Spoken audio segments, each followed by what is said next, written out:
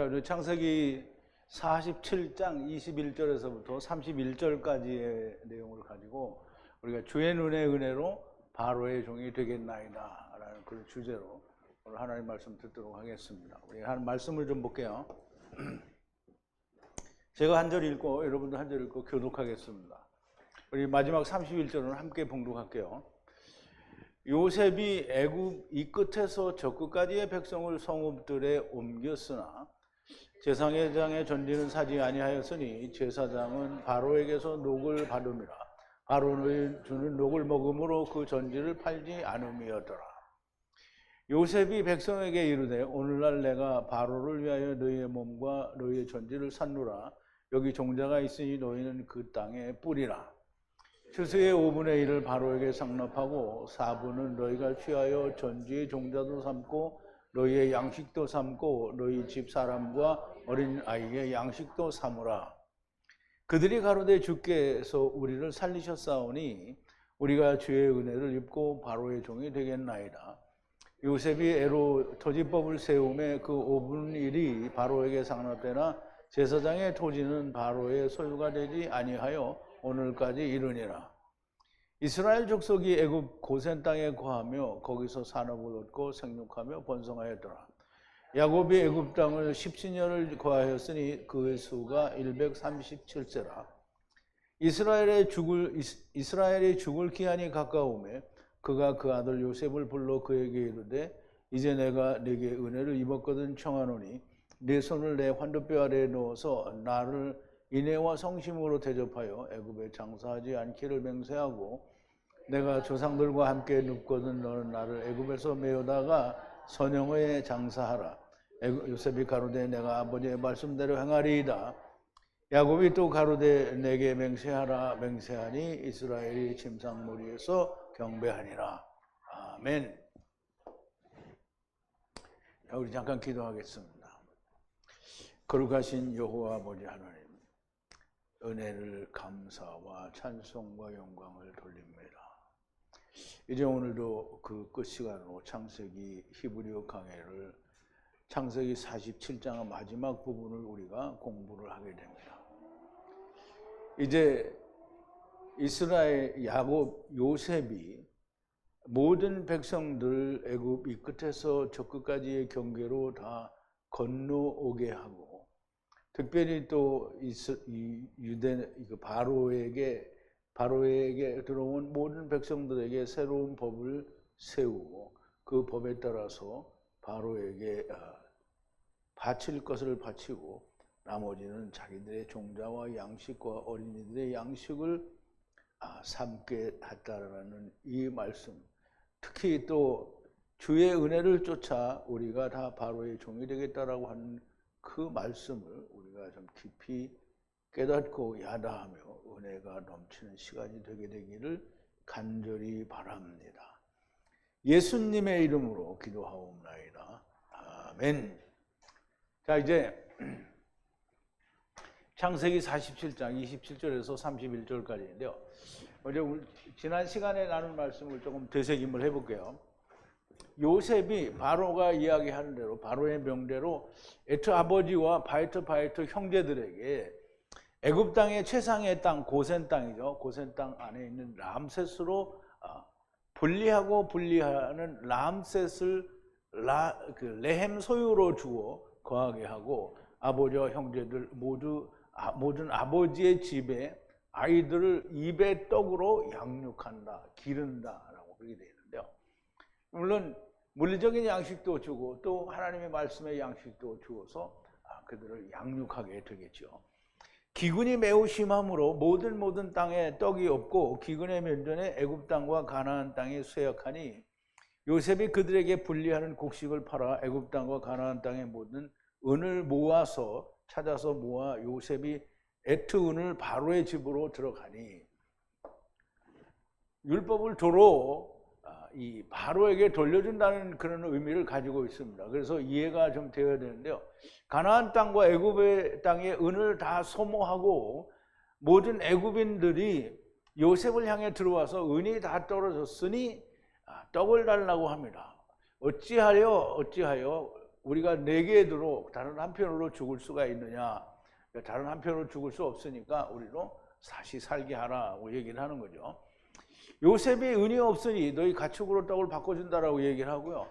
요셉이 떡을 주고 받은 모든 가축, 말, 양, 소 그리고 가축, 나귀를 후와 후의 해에 모든 가축을 떡으로 기른다 그랬어요. 그러면 여전히 가축들과 소와 양떼와 이 모든 것들도 물론 사람이 먹는 것으로 먹이진 않지만 그들에게도 역시 다 이제 떡으로 이제 기른다라고 그렇게 되어 있거든요. 그래서 가축들은 떡을 먹겠어요. 뭐 가축들은 자기 사료를 먹겠죠. 그렇지만 어쨌든 그 가축들도 자기 사료를 먹지만 하나님의 말씀 안에서 양육이 된다라는 그런 의미를 가지고 있습니다.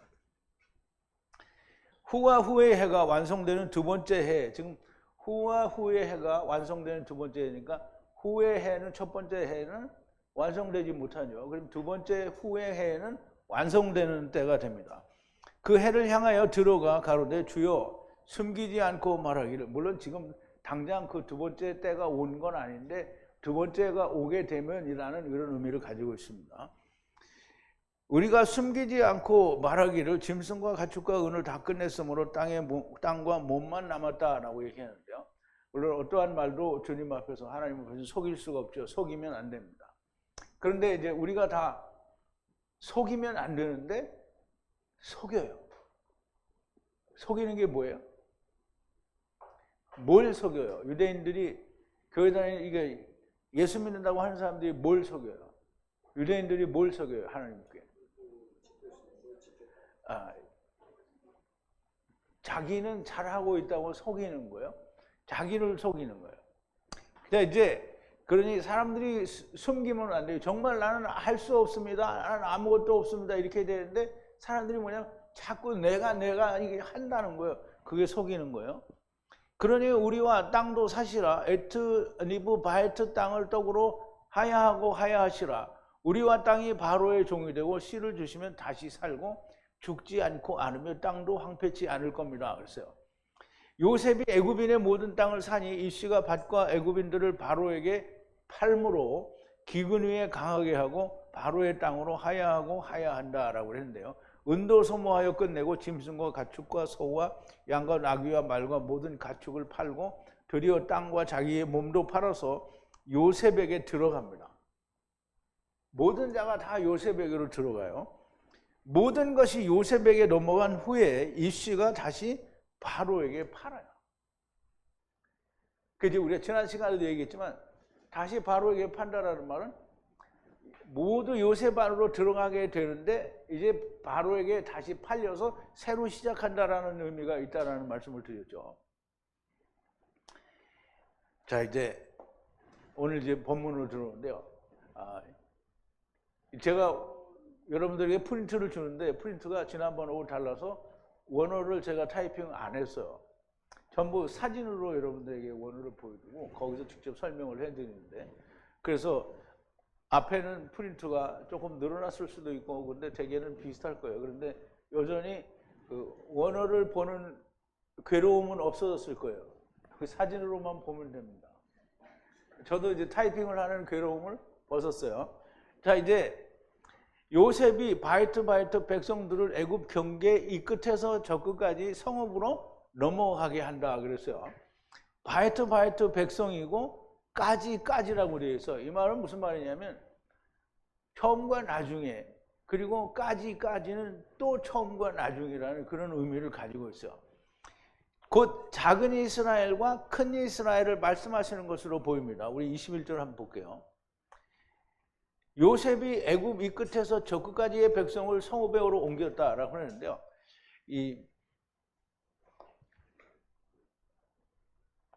여기 이제 바이트가 두 번이죠. 바이트 백성들이에요. 그러니까 처음 백성과 나중 백성을 말하고요.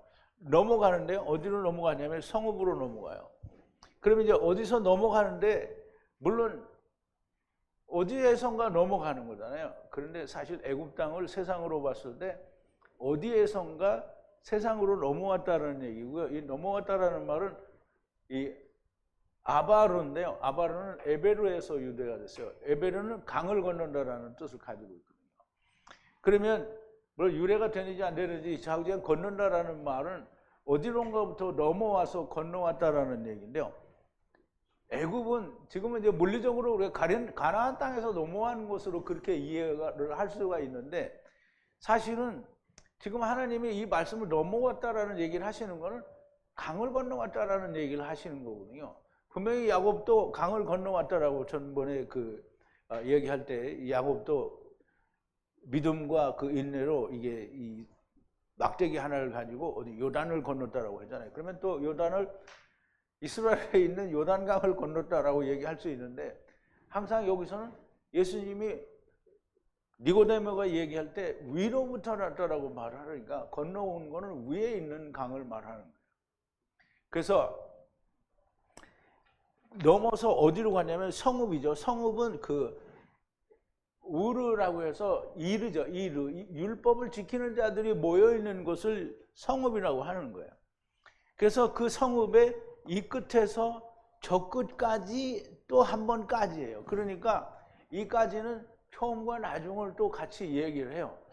그러므로 요셉이 백성들을 자기의 애굽은 그냥 말로 물리적인 애굽이 아니라 성경에 말하는 미츠라임이에요. 미츠라임. 물과 물 사이에 있는 하나님의 성령으로 나타내신 모든 일들을 말하는 거예요.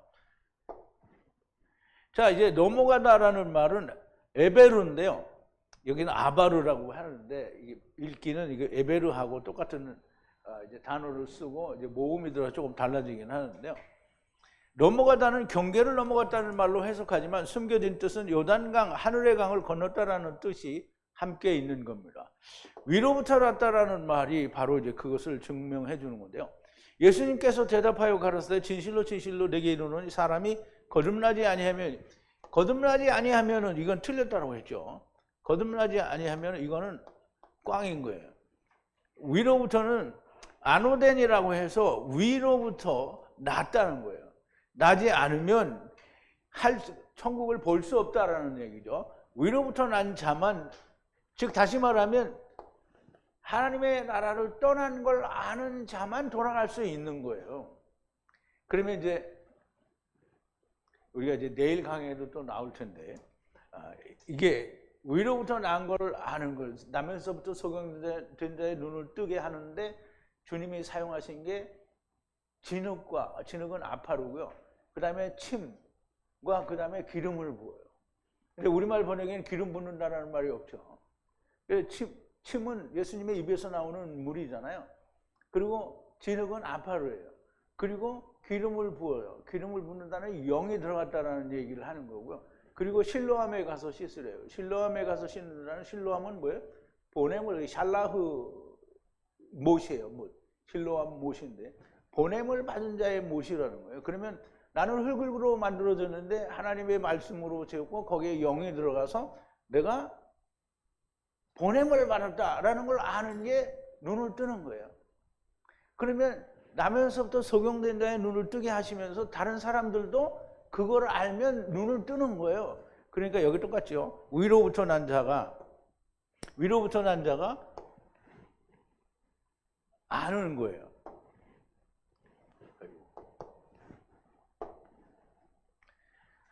위로부터 난 자는 넘어간 걸 말하고요. 이렇게 말씀하는 것이고요. 하늘의 일을 땅에서 설명하는 거예요. 항상 땅의 일을 통해서 하늘의 일을 볼 수 없으면 그러면 성경을 버린 거예요. 천하 만민이 다 애굽 땅, 세상 땅으로 내려왔다라는 말씀을 하는 거예요. 그래서 애굽은 세상이라고 하지를 말든지 애굽을 그냥 물리적인 이집트라고만 이야기를 한다면 애굽은 세상이라고 말을 하면 안 되고 애굽은 죄라고 말하면 안 되는 거죠. 근데 신학이 그렇게 말을 하면서 이렇게 요단강을 건너왔다고 세상에 왔다라고 하면 안 믿죠. 그러면 잘못된 거죠. 자기들의 말을 자기들이 부정하는 거예요. 자, 이제 22절인데요. 아직 하느님께서 주신 율법이 존재하지는 않지만 바로가 주는 양식을 먹는다라는 것은 율법에 의한 것을 제사장이 먹는다라는 말인데요. 이 제사장은 이거는 이제 애굽의 제사장이다 이렇게 생각을 하는데요. 그렇지 않고요. 이것은 율법이 아직 안 나왔지만 장차 율법에 의하면 제사장들은 다 율법에 의해서 먹게 돼요. 그리고 레위도 기업을 땅으로 안 줘요. 하나님의 것으로 먹게 돼요. 그래서 양식을 먹는다라는 말은 제사장의 전지는 사지 아니하였으니 제사장은 바로에게서 녹을 받음이라. 바로에 주는 녹을 먹음으로 그 전지를 팔지 않음이라 이렇게 했는데요. 그래서 바로가 주는 음식을 먹는 규례가 있기 때문에 땅을 팔지를 않고요. 바로와 제사장은 함께 있는 것이 규례이므로 제사장의 땅은 오직 팔지 또는 사지 않는다는 말이에요. 그러면 이렇게 사지 않는 것은 제사장은 율법에 의해서 먹게 된다는 거죠. 출애굽기 29장 28절에 보면 물론 이제 이건 창세기의 얘기인데 앞으로 율법에 의해서 제사장들은 그렇게 될 거라는 의미가 들어있는 거예요. 창세기에도. 자, 이는 이스라엘 자손이 아론과 그 자손에게 돌릴 영원한 분깃이요 거제물이니 곧 이스라엘 자손이 화목제의 희생 중에서 취한 거제물로서 여호와께 드리는 거제물이니라. 이거를 아론과 그 자손들이 먹어요. 아론과 그 자손들이 누구예요? 아론은 대제사장이고요. 자손들이 대제사장이고 또 제사장이에요. 그러면 제사장들이 먹는다는 거예요. 그리고 레위 이제 그것도 보면 율법의 레위 자손이 성전 일을 하는 거잖아요. 레위 자손들은 기업이 없어요. 땅을 기업으로 받지 않았다라는 말이에요. 그러므로 레위는 형제 중에 분깃이 없으며 기업이 없고 네 하나님 여호와께서 그에게 말씀하신 같이 여호와가 그의 기업이라 그랬어요. 신명기 10장 9절인데요. 여호와가 그의 기업이에요. 그러면 레위인들은 누가 책임을 지냐? 하나님이 책임을 지는 거예요. 하나님께서 11조 내라고 해야죠. 다 레위가 먹는 거잖아요. 근데 레위에 대해서도 알아야 되는데 레위는 그냥 레위가 아니에요.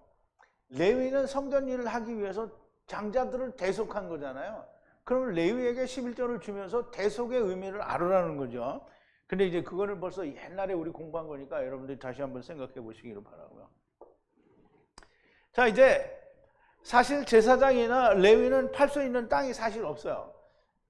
기업으로 받은 땅이 없단 말이에요. 그러니까 팔질 않죠. 사실 팔 것도 없으며 본문에서는 아다마라고 하는데 이 아다마는 물론 밭을 말하기는 해요. 그래서 그 밭을 말하는데 사실상 창세기 23장에서 얘기할 때 저희의 근본된 토지를 가려고 했잖아요. 근본된이라는 말은 저희를 취하여 낸이라는 뜻이에요. 그러면 땅에서 우리를 취하였잖아요. 그러면 그 땅을 가르라는 말은 자기 자신을 가르라는 거예요. 근데 그 자신을 우리가 농사를 지어서 씨를 뿌려서 농사를 짓는 걸 통해서 배우려는 사실은 그게 아니고 율법에 있는 씨를 자기의 마음을 밭을 갈아서 율법 안에 있는 씨가 누구예요? 예수 그리스도를 발견하라는 거예요. 근데 땅에 농사를 짓는 것만 알고 있으면 어떻게 예수님을 발견하겠어요? 자, 이제 아다마라고 기록하고 있으니 자신의 몸을 말하는 것으로 보이고요. 백성들이 파는 땅도 역시 아다마고요. 경작할 아다마를 말하지만 역시 마음밭을 갈아야 한다라는 이 자신의 몸을 갈아야 하는 것도 숨겨져 있는 표면적으로 드러나는 물리적인 일보다 훨씬 더 중요한 일이라는 거예요. 자, 이제 23절인데요.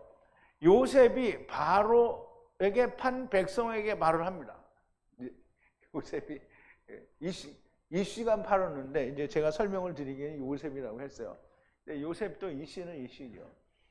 요셉이 바로에게 판 백성에게 말을 하는 거예요. 그럼 이렇게 얘기를 해야 돼요. 요셉이 이 씨가 바로에게 판 백성들에게 얘기하는 거예요. 에트컴 날에 바이트 아다마를 샀으니 에트컴 날은 그러니까 아버지가 400세겔을 내시는 사로잡아가는 말씀의 날에 바이트 아다마를 샀으니 레컴 씨가 있으니 하나님의 말씀으로 사로잡아가는 씨가 있으니 이 씨를 에트 아다마에 뿌리라. 그럼 이제 요셉이 종자를 주면서 이걸 뿌리라는 거죠. 백성에게 뭐라고 하는 거예요? 요셉이 백성에게 이르되 오늘날 내가 바로를 위하여 너희의 몸과 너희의 전지를 샀노라. 여기 종자가 있으니 너희는 그 땅에 뿌리라 그랬어요. 이게 히브리어는 거꾸로 해야 되죠. 요셉이 백성들을 향하여 말을 하는 거예요. 말을 하는 거예요. 백성들을 향해서. 보라, 애특함 날에 바에트 여기 두 번이에요. 바에트 땅을 샀으니 바로에게 샀다는 말이에요.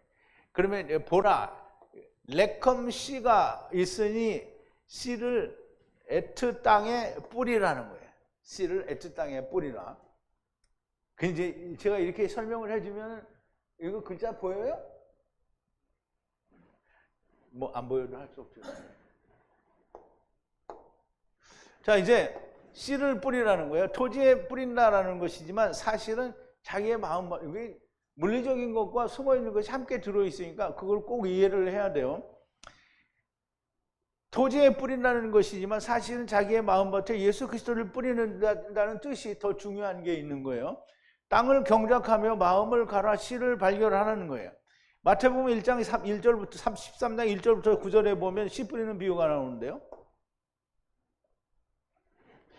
그날에 예수께서 집에서 나아가서 바닷가에 앉으시며 큰 무리가 그에게로 모여들거늘 예수께서 배에 올라가 앉으시고 온 무리는 해변에 섰더니 예수께서 비유로 여러 가지를 저에게 말씀하여 가라사대 씨를 뿌리는 자가 뿌리러 나가서 뿌릴새 더러는 길가에 떨어지며 새들이 와서 먹어버렸고 더러는 흙이 얕은 돌밭에 떨어지며 흙이 깊지 아니하므로 곧 싹이 나오나 해가 돋은 후에 타져서 뿌리가 없으므로 말랐고 더러는 가시떨기 위에 떨어지며 가시가 자라서 기운을 막았고 더러는 좋은 땅에 떨어지며 혹 100배, 혹 60배, 혹 30배의 결실을 하였느니라. 물론 이거 우리가 다 강해를 했죠. 특강으로 다 강의를 했는데 물론 이제 저도 잊어먹고 여러분도 다 잊어먹었을 것 같은데 어쨌든 씨를 뿌리는 비유에서 씨를 뿌리러 나가는 자가 나가서 씨를 뿌리는 자가 나서 씨를 뿌리는 자가 누구라 그랬죠? 처음 사람 아담이요. 거두는 자는 누구요? 나중 사람 아담이죠. 그래서 씨를 뿌리러 나간다라는 말은 지금 첫사람 아담이 밭에 씨 뿌려서 씨를 예수님이라는 씨를 어디에 뿌려요? 땅에 뿌려요? 세상에 이렇게 물리적인 땅에 뿌려요? 예수님을 땅에다 파묻는 거예요? 예수님의 씨를 뿌리는 어디? 자기의 마음밭에 뿌리는 거예요. 그게 아담이에요. 그래서 그게 뿌려서 하나님 말씀이 자기 마음에 떨어졌는데 그게 하나님 말씀이 떨어졌는데 새가 와서 먹고 하나님 말씀이 떨어졌는데 돌밭에 떨어져요. 그래가지고 뭐 말라 비틀어지고 다 이래. 그러면 예수님이 말라 비틀어져요? 예수님은 안 말라 비틀어져. 자기들이 그거를 이루지를 못하는 거죠. 근데 좋은 땅에 떨어지면 좋은 땅은 뭐예요? 하나님이 이끄시는 자의 마음이요. 그 땅에 떨어지면 100배, 60배, 30배의 열매를 맺는 거예요. 100배는 이루는 걸 말하고 60배는 땅에서 맞춰지는 걸 말하는 거예요. 30배는 30을 이루는 걸 말하는 거죠. 귀 있는 자는 들으니라 그랬어요. 그러면 우리가 씨 뿌리는 비유를 통해서도 너무나 명백하게 땅에 뿌리는 비유를 들지만 사실상 마음밭에 뿌리는 하나님의 말씀인 거를 설명하는 거잖아요. 그럼 하나님이 예수님이 씨 뿌리는 비유를 말씀을 뿌리는 걸 얘기한 거지 곡식을 뿌린 걸 얘기한 게 아니잖아요. 자, 이제 땅에 씨를 뿌려 양식, 공식을 수확하라는 것으로만 이해를 하면 꽝입니다. 취하여 낸 아담아를 경작하게 하셨다고 하시는데 창세기 3장 23절에 보면 여호와 하나님이 에덴 동산에서 그 사람을 내어 보내어 그의 근본된 토지를 갈게 하시니라. 그래서 근본된이라는 말은 라카흐 취하여 분리해 어디로부터 땅에서부터 분리하여 취하여 냈어요. 땅에서 꺼집어낸 거예요. 그게 근본된 거예요. 그러면 취하여 낸 자기 자신을 가로라는 거예요.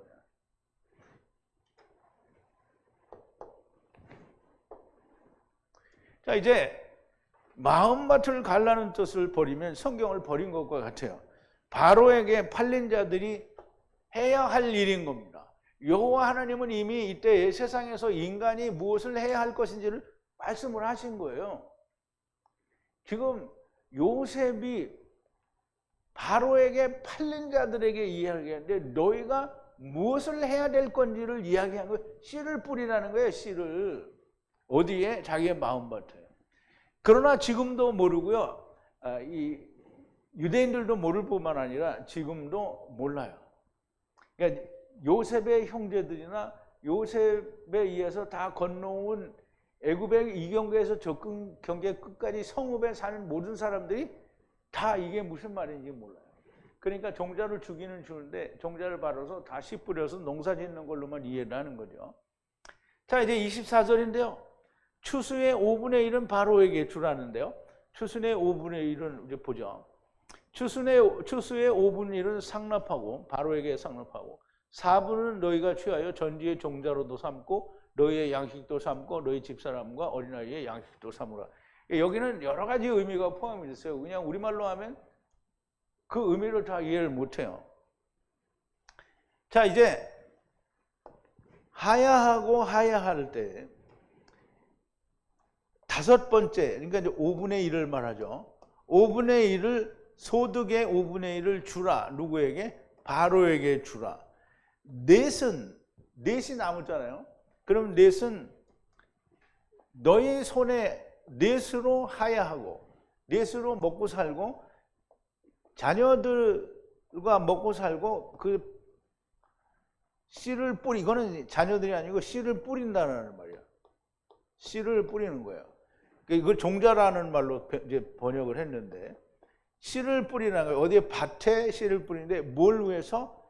양식을 하는데 무슨 양식이냐면 아카르의 양식이에요. 400이에요. 이게 398이 아니고 400이에요. 그러면 이 400은 사실상 쉐베르의 의미를 가지고 있어. 그리고 분리하는 집의 아이들의 아카를 하라는 거예요. 그러면 이제 여기는 의미가 많이 들어있는데요.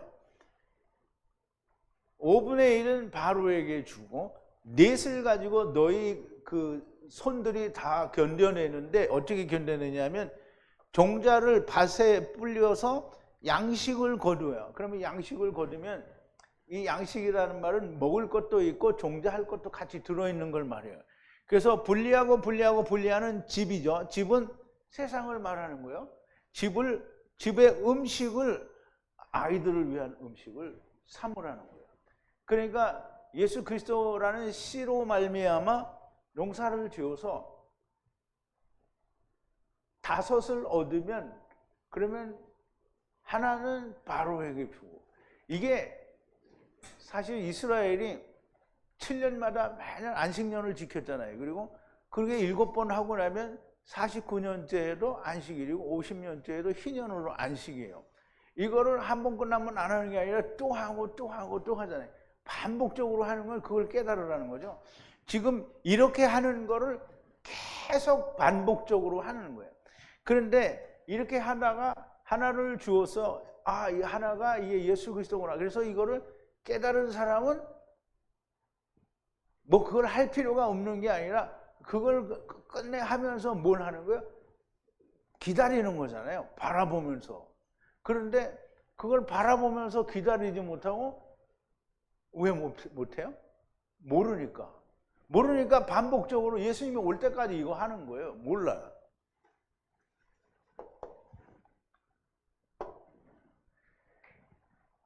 자, 이제 5분의 1은 바로에게 5으로 하나가 되게 하여 바로에게 주고 나머지 넷은 손들에 하야하고 양식을 위한 레컴 시도하고 분리하는 집의 아이들의 양식을 하라. 그럼 똑같은 양식이지만 하나는 400이고 하나는 398인 거예요. 그래서 약간의 차이가 있는 거예요.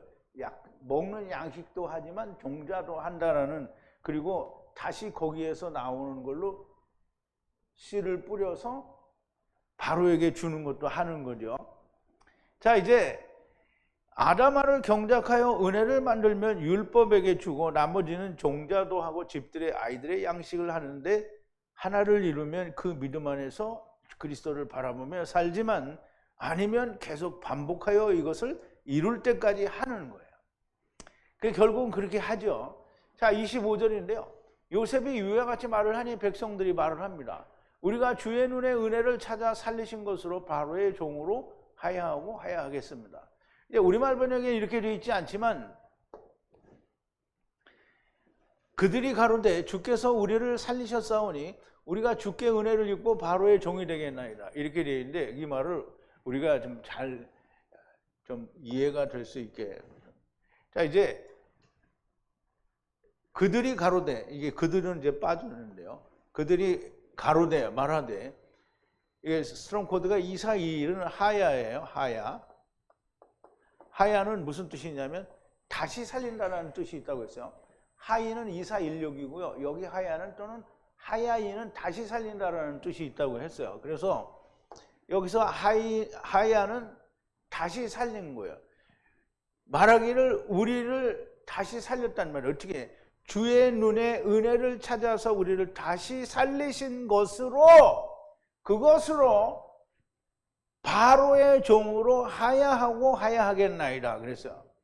그럼 우리를 다시 살리셨으니 우리가 종이 되겠다는 말이 아니고 우리를 이렇게 살리신 그것을 따라서 우리가 이렇게 살았으니 그거를 경험 삼아 그것으로 바로의 종이 되어 하야하고 하야하겠다라는 얘기를 하는 거예요. 근데 말은 다 이렇게 해놨는데요. 실제로는 아니죠. 성경은 이렇게 돼 있어요. 그런데 그 일을 행하는 놈이 안 하는 거예요. 말은 다 이렇게 돼 있어요. 근데 번역조차 개판으로 해버리니까 정말 이상하게 되는데 히브리어 원어에 이렇게 돼 있단 말이죠. 주의 눈에 은혜를 찾아서 다시 살은 것으로 바로의 종이 되어 하야하고 하야하겠다라는 거예요. 그냥 무턱대고 종이 될게요 이 말이 아니라는 거예요.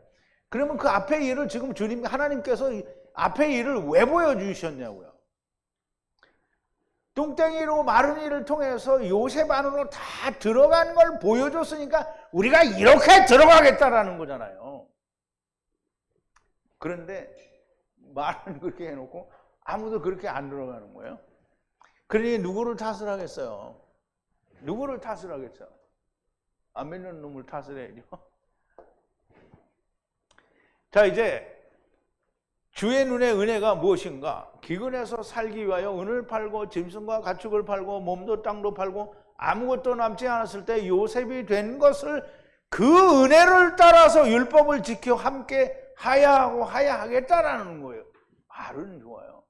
유대인들이 말은 잘해요. 오늘 예수 믿는다고 하는 사람들이 정말 말은 잘해요. 그래서 막 아무것도 가진 것도 없는데 막 중동 지방에 선교 나가고 뭐 엄청나게 일을 하잖아요. 가진 건 아무것도 없으면서. 돈은 많죠. 닷새 빠지게 거둬들였으니까 돈은 많아요. 근데 하나님 말씀은 1도 없거든요. 자, 이제 그냥 먹을 것이 없으니 바로의 종으로 살겠다라는 것이 아니고요. 앞서 한 대로 은혜를 찾아보겠다라는 것인데요. 그런데 은혜를 찾는 자가 없고요. 오히려 예수님을 죽이는 자들이 되죠. 자, 26절인데요. 에트하 요셉이 오늘날까지 규례를 세우니 이것저것의 애굽 땅 외 5분의 1은 바로에게 오직 제사장의 땅은 홀로 바로의 것으로 하야하지 않는 규례를 세웠다라는 거예요. 그럼 이제 여기는 보면 뭐 토지법을 세웠다는데 토지법 그런 건 없어요. 토지법은 그냥 사람들이 만들어낸 번역이 토지법이죠. 그냥 규례를 세운이에요. 자, 요셉이 애굽에 토지법이라고 나와있죠. 토지법이라고 나와있죠. 근데 토지법은 땅에 관해서 뭘 해야 되잖아요. 땅에 가서 하는 게 없어요. 그냥 여기 보면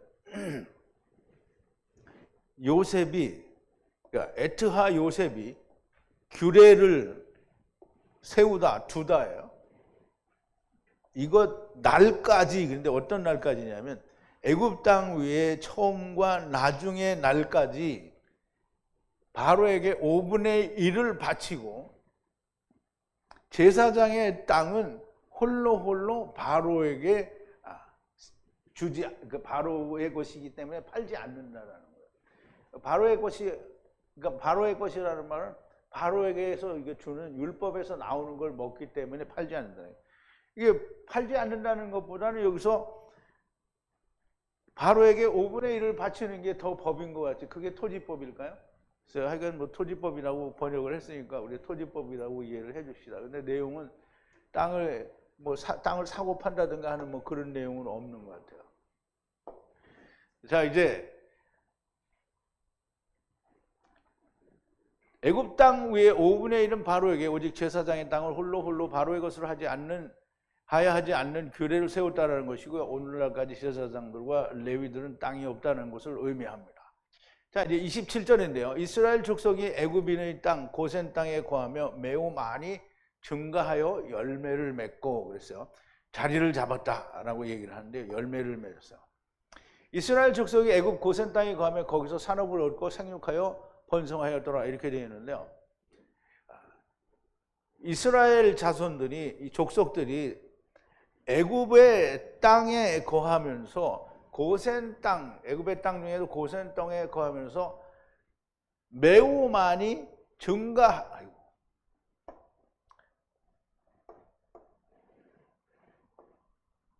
어떻게 된 거야?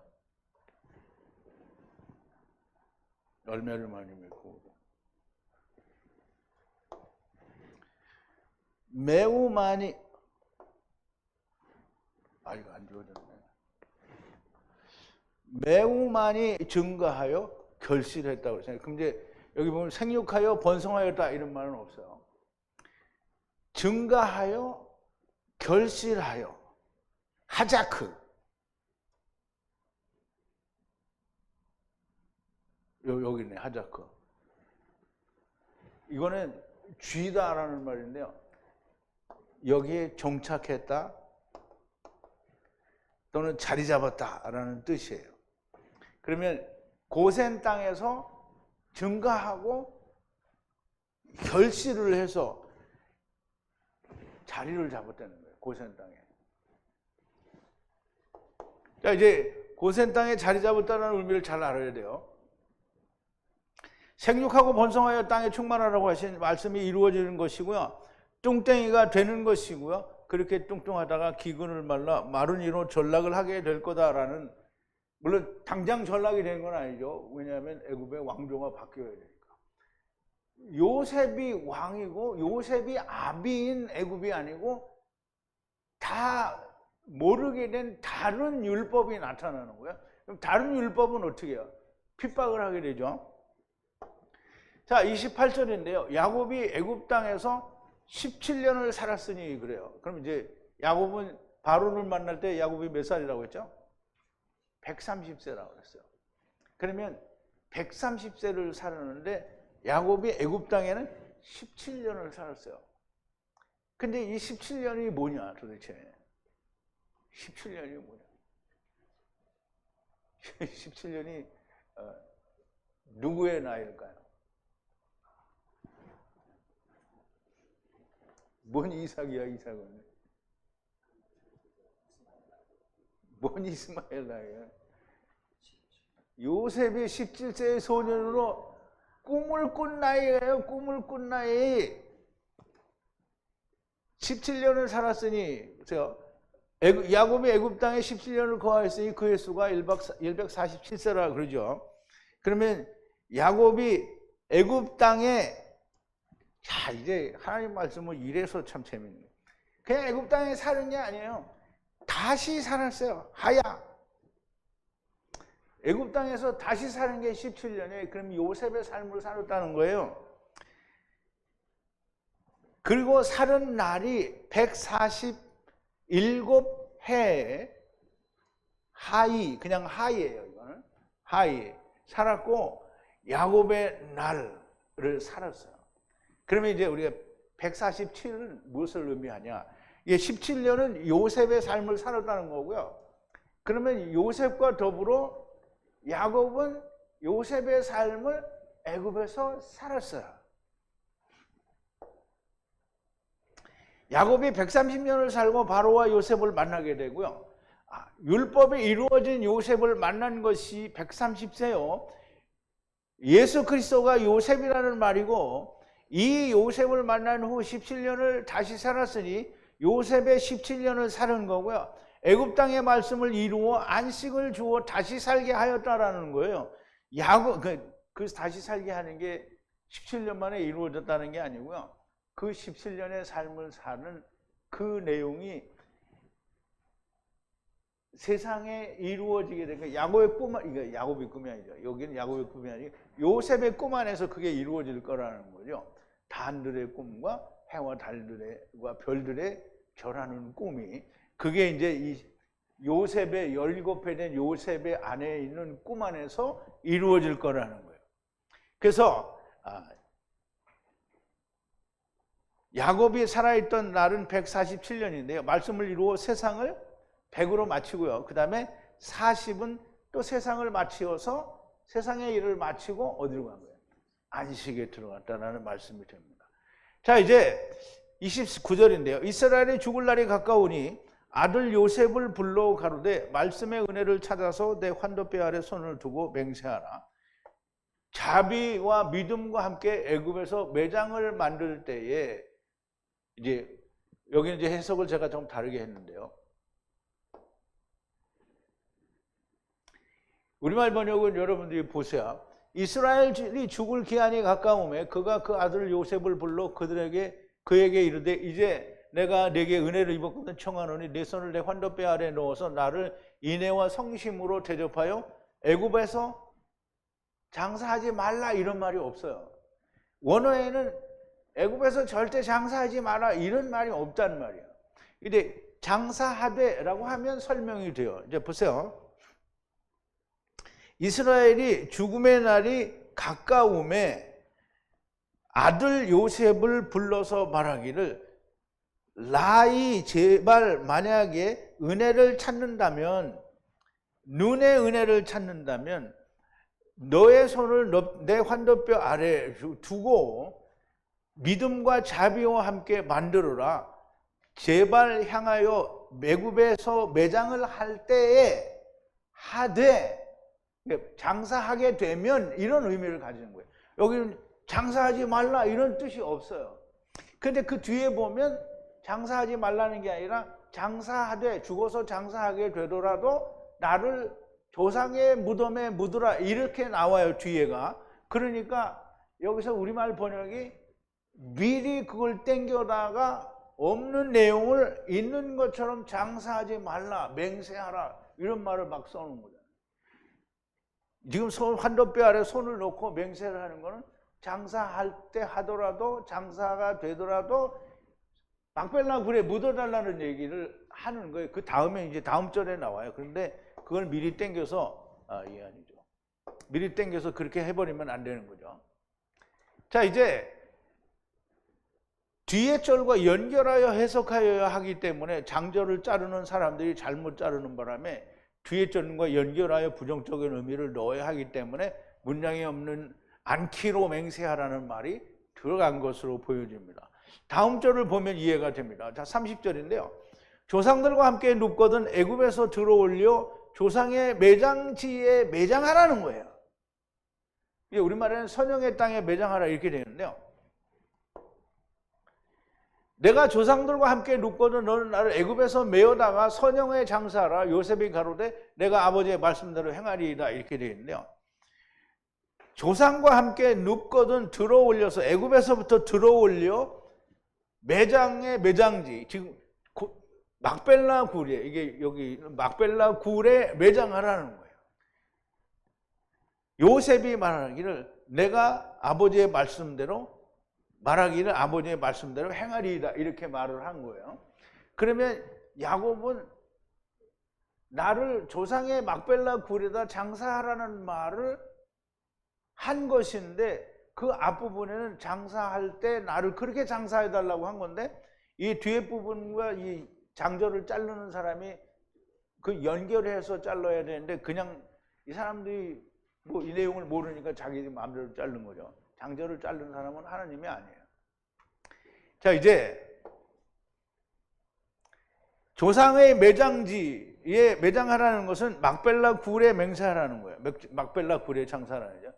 그를 가나안 땅으로 메우다가 마므레와 막벨라 밭 굴에 장사하였으니 이는 아브라함이 헷족 속 에브론에게 밭과 함께 사서 소유 매장지를 삼은 곳이라. 그래서 창세기 50장 13절에 보면 야곱이 여기 막벨라 굴에 매장이 되어 있다라고 그렇게 나와요.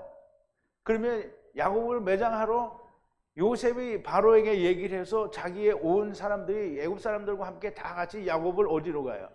막벨라 굴에 매장하러 가는 거잖아요. 그러니까 야곱이 아들에게 부탁하기를 뭐 안키로 맹세하라 뭐 이런 말 안 했어요. 자, 이제 야곱은 자기를 애굽에서 장사하되 애굽 땅이 아닌 조상이 사둔 막벨라 굴에 매장을 하라고 하는 것을 환도뼈 아래 손을 놓고 맹세하라는 거예요. 자, 31절인데요. 마지막 절인데. 이스라엘이 또 가로되 맹세하라. 이제 이스라엘이 또 요셉에게서 그 말을 해놓고 또 맹세하라 그래요. 야곱이 가로되 내게 맹세하라. 맹세하니. 맹세하라 하니까 맹세를 했어요. 이스라엘이 침상머리에서 경배하니라 그랬어요. 맹세하라고 말을 했어요. 그랬더니 라이 맹세를 했어요. 그러니까 이스라엘이 침상의 머리 위에서 이스라엘이 엎드려 절을 했는데요. 침상의 머리 위에서 절을 했다라는 말은 물론 침대 위에 앉아서 했다라는 말이 되기는 하는데요. 근데 이제 이 말은 그런 뜻이 아니고요.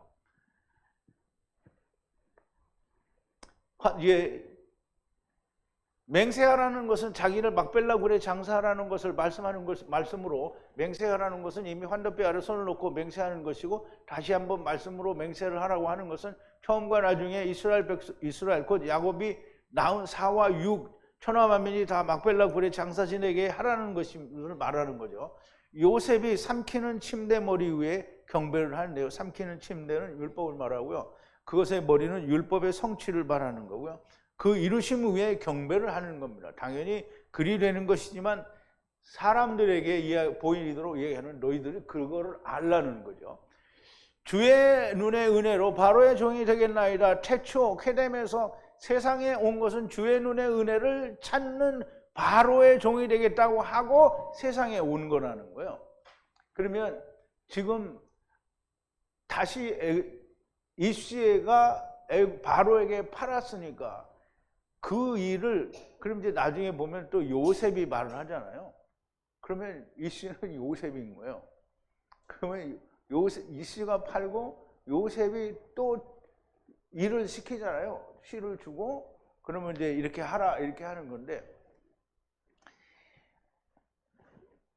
보여주신 그 은혜대로 은혜를 찾는 그 율법의 종이 되어서 그 은혜를 찾겠다라는 이거는 지금 요셉과 바로와 야곱 그리고 그 가운데 오고 간 모든 형제들의 그 왕복 사건들 이런 걸 통해서 은혜를 찾은 거잖아요. 그거를 찾으라고 하는 것을 창세기에서는 보여주지 않았지만 그때 너희가 온 것은 이거 하러 왔었던 거야 라고 설명을 하는 거예요. 그러니까 그때 몰랐던 사람은 지금 보면 알 수 있는 거죠. 근데 그때 몰랐던 사람이 지금을 해석을 못하니까 그때 그랬었던 거를 모르는 거예요. 그리고 이걸 해석을 해야 우리가 최초에 올 때 그러면 우리는 이렇게 율법을 지켜서 의를 이루겠다고 하고 온 거로구나 라고 이해할 수 있는 거예요. 창세기에 또 그 말이 없는 게 아니에요. 다 있어. 근데 이제 사람들이 그러겠죠. 내가 이렇게 이야기하면 무슨 소리냐 창세기 1, 2, 3장을 뭐 100년을 두들겨 봤는데 그런 말씀이 없더라 이렇게 이야기하겠죠. 100년을 두들겨 봐도 번역을 보면 어떻게 그런 말이 있겠어요. 성령의 가르치심으로 히브리어로 말씀을 보고 듣고 깨달으면 다 있습니다. 당신들이 모르는 것은 모두 번역 성경, 신학, 장로들의 유전, 세상 학문, 교단의 교리로 배우기 때문에 보이지도 들리지도 깨닫지도 못하는 겁니다. 특강에서도 배웠어요.